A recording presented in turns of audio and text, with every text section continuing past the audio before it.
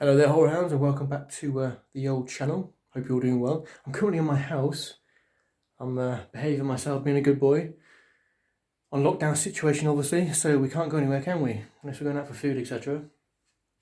But yeah, spending my time doing a lot more writing, working on my next feature. It's going to be exploring the old lycanthrope mythology, so I'm looking forward to that. But Nest of Vampires, yeah, we've got a couple of more scenes to shoot. We finished the majority, or 95% of the film's been shot back in January, finished on January 24th. So we're very lucky to get that done before this old virus hit. So very, very fortunate indeed, horror hounds. But yeah, a lot of horror fans have asked me about the business side of things, so how it all works. So with the distribution companies, for example, you get two options pretty much. You can take a 50-50 split. So when you go into, like Walmart or in the UK, like Asda or Tesco, for example, you see the old DVDs there on the rack. Distribution company will take 50%, and the other 50% goes obviously to the filmmaker, or in my case, Coppice Films. That's how it works. You can get another deal where you take a percentage of every sale of DVD, if that makes sense, which is probably a better option because some of the distribution companies out there can be a little bit creative with their accounting, horror hounds, a little bit creative. So you've got to keep this together and get yourself a lawyer as well. But there you go, it's all good, all good.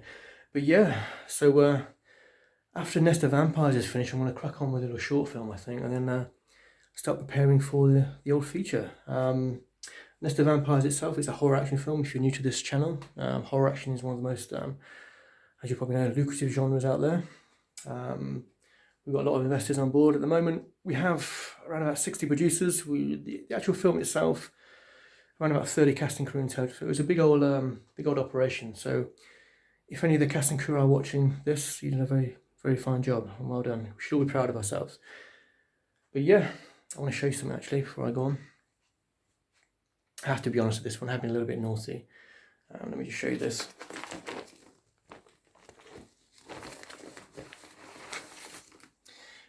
There we go, look, a signed photograph of Peter Cushing. Now, one of the producers on the film, he gave me this as a gift, very kindly, back in December. And I did promise I was going to hang this up, pride of place on my old study wall.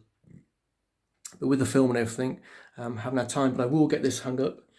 There you go, Peter Cushing himself. Let me try and get that into shot. There we go. A signed photograph of Peter Cushing himself. How cool is that? Now, for those of you based in the US, you might not be aware of the old Hammer Horror or Tyburn production companies, but if you think of the Universal horror films like Bela Lugosi and Lon Chaney Jr., for example, in the Wolfman, the original Wolfman, I guess Hammer was our British version, and Peter Cushing and Christopher Lee were the main stars of those production companies, if that makes sense. So there we go, yeah. I'll tell you a little funny story about Peter Cushing, actually.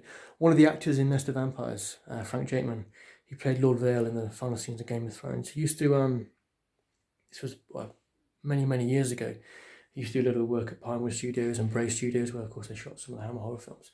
And when Peter used to do his scenes, he always wanted a little prop with him because if you watch the old Hammer horror films, invariably you see Peter Cushing holding something. And when he didn't have his prop, he used to call out, obviously to get his prop. And so after all the horror films were finished and Bray Studios made other films, other film productions of that Peter Cushing, whenever somebody wanted a prop, the prop guys would always shout out, Peter Props, where's Peter Props? And that's where that little story came from there. There we go. But yeah, it's been a fun old time, not been stuck inside. Going to spend a lot more time writing, like I said. Working on the old werewolf flick now.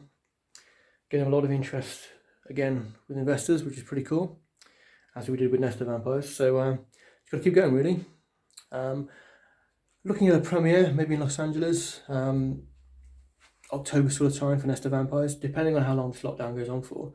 But yeah, what can we do? We just got to be patient, stick it out, be positive, and we'll get there in the end. We'll get there in the end. What I'll do, I'll leave the link to the old trailer for Nest of Vampires below. If you are new to this channel, go and check that out. If you love vampires, you love horror films, check out the old trailer. I'll also leave the trailer below for, well, not the trailer, but the actual short film for my first short horror film called She Summoned Him. And not wanting to give away too much, but that involves the Indian version of the vampire, really. So if you're into your old vampire mythology, I'll leave the link to my first short horror film, She Summoned Him. We've got into a few film festivals, and take a look at that. But yeah, that's it really. Like and subscribe to the channel, Black Coppice Films, you'd be most welcome. and I shall see you all back on social media later. Take care of yourselves, and I love you all. Thank you.